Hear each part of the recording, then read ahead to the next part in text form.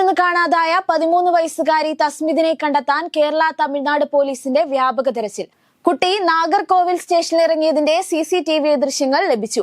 ഇന്നലെ 3:30-നാണ് കുട്ടി നാഗർകോവിൽ സ്റ്റേഷനിൽ ഇറങ്ങി കുപ്പിയിൽ വെള്ളമെടുത്ത് തിരിച്ച് ട്രെയിനിൽ കയറിയത്.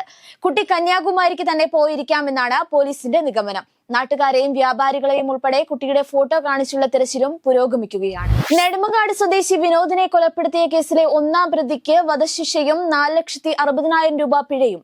കൊല്ലം കച്ചേരിവിള വീട്ടിൽ ഉണ്ണിക്കാണ് വധശിക്ഷ ലഭിച്ചത്. കേസിലെ 3, 5, 6 പ്രതികളായ കരിപ്പൂര് മഞ്ച സ്വദേശി കണ്ണൻ, തൊളിക്കോട് മാടത്തിങ്കൽ ഹൌസിൽ രജിത് ബാബു, വലിയമല ശാന്തിഭവനിൽ ശരത് കുമാർ എന്നീ പ്രതികൾക്ക് ജീവപര്യന്തവും കഠിന തടവും പിഴയും വിധിച്ചു. തിരുവനന്തപുരം 6-ാം അഡീഷണൽ സെഷൻസ് കോടതി ജഡ്ജി പ്രസൂൺ മോഹന്റേതാണ് ഉത്തരവ്. കേരളത്തിന്റെ സർവീസ് ചരിത്രത്തിൽ അത്യപൂർവ നിമിഷം എത്തുന്നു. ഭർത്താവ് സ്ഥാനമൊഴിയുമ്പോൾ ഭാര്യ ചീഫ് സെക്രട്ടറി സ്ഥാനം ഏൽക്കുകയെന്ന ചരിത്ര സംഭവമാണ് കേരളത്തിൽ നടക്കാൻ പോകുന്നത്. നിലവിലുള്ള chief secretary doctor Venu V August 31-ന് സ്ഥാനമൊഴിയുമ്പോഴാകും അപൂർവ നിമിഷം സാധ്യമാകുക.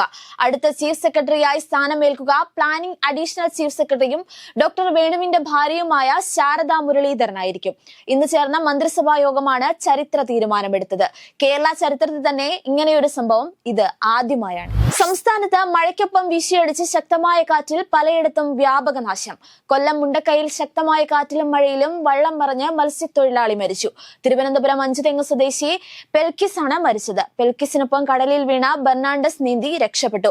ഇയാൾ പരിക്കുകളോടെ ആശുപത്രിയിൽ ചികിത്സയിലാണ്. സംസ്ഥാന ഭാഗ്യക്കുറിയുടെ പേരിൽ ഓൺലൈനിൽ വ്യാജ ലോട്ടറി വിൽപ്പന നടത്തുന്ന ആപ്പുകൾക്ക് പ്ലേ സ്റ്റോറിൽ നിന്ന് നീക്കം ചെയ്യണമെന്നാവശ്യപ്പെട്ട് ഗൂഗിളിന് നോട്ടീസ് നൽകി പോലീസ്. ഇത്തരം ഓൺലൈൻ ലോട്ടറികളുടെ പരസ്യങ്ങൾ ഫേസ്ബുക്കിൽ നിന്ന് നീക്കാൻ മെറ്റയും നോട്ടീസ് നൽകിയിട്ടുണ്ട്. ഓൺലൈൻ ലോട്ടറിയുടെ 60 വ്യാജ ആപ്പുകളാണ് പോലീസിന്റെ സൈബർ പട്രോളിംഗിൽ കണ്ടെത്തിയത്. കൂടാതെ തട്ടിപ്പുമായി ബന്ധപ്പെട്ട 25 വ്യാജ ഫേസ്ബുക്ക് പ്രൊഫൈലുകളും 20 വെബ്സൈറ്റുകളും കണ്ടെത്തിയിട്ടുണ്ട്. ഇത്തരം തട്ടിപ്പിന് പിന്നിൽ പ്രവർത്തിക്കുന്നവരെ കണ്ടെത്തി കർശന നിയമ നടപടി സ്വീകരിക്കുമെന്നും പോലീസ് അറിയിച്ചു. ജസ്റ്റിസ് ഹേമ കമ്മിറ്റി റിപ്പോർട്ടിന്റെ പശ്ചാത്തലത്തിൽ സിനിമയിലെ തെറ്റായ പ്രവണതകൾക്കെതിരെ ശക്തമായ മുന്നറിയിപ്പ് നൽകി മുഖ്യമന്ത്രി പിണറായി വിജയൻ. സിനിമാ മേഖലയിലെ ചൂഷണങ്ങളിൽ ഇരയ്ക്ക് ഉപാധികളില്ലാത്ത പിന്തുണയും വേട്ടക്കാരോട് സന്ധിയില്ലാത്ത പോരാട്ടവുമാണ് സർക്കാരിന്റെ മുഖമുദ്രയെന്ന് മുഖ്യമന്ത്രി പറഞ്ഞു. അത് പലവട്ടം സർക്കാർ സ്വന്തം പ്രവൃത്തി കൊണ്ട് അടയാളപ്പെടുത്തിയിട്ടുള്ളതാണെന്നും മുഖ്യമന്ത്രി വ്യക്തമാക്കി. പ്രധാനമന്ത്രി നരേന്ദ്രമോദി ഈ മാസം 23-ന് യുക്രൈൻ സന്ദർശിക്കുമെന്ന് സ്ഥിരീകരിച്ച് വിദേശകാര്യ മന്ത്രാലയം. ആഴ്ചകളോളം നീണ്ടുനിന്ന ഊഹാപോഹങ്ങൾക്ക് ശേഷമാണ് മോദിയുടെ യുക്രൈൻ സന്ദർശനം വിദേശകാര്യ മന്ത്രാലയം ഔദ്യോഗികമായി സ്ഥിരീകരിച്ചത്. 2022 ഫെബ്രുവരിയിൽ യുക്രൈനിൽ റഷ്യ അധിനിവേശം ആരംഭിച്ചതിനു ശേഷം അവിടെ സന്ദർശിക്കുന്ന മുതിർന്ന ഇന്ത്യൻ നേതാവാണ് മോദി. 30 വർഷത്തിനിടെ ഒരു ഇന്ത്യൻ പ്രധാനമന്ത്രിയുടെ ആദ്യ യുക്രൈൻ സന്ദർശനം കൂടിയാണ് ഇത്. കേന്ദ്ര സർക്കാരിലെ 24 മന്ത്രാലയങ്ങൾക്ക് കീഴിലെ joint secretary, director, deputy secretary പദവികളിലേക്ക് ലാറ്ററൽ എൻട്രി സ്കീം വഴി അപേക്ഷ ക്ഷണിച്ച UPSC നടപടി റദ്ദാക്കി കേന്ദ്രം.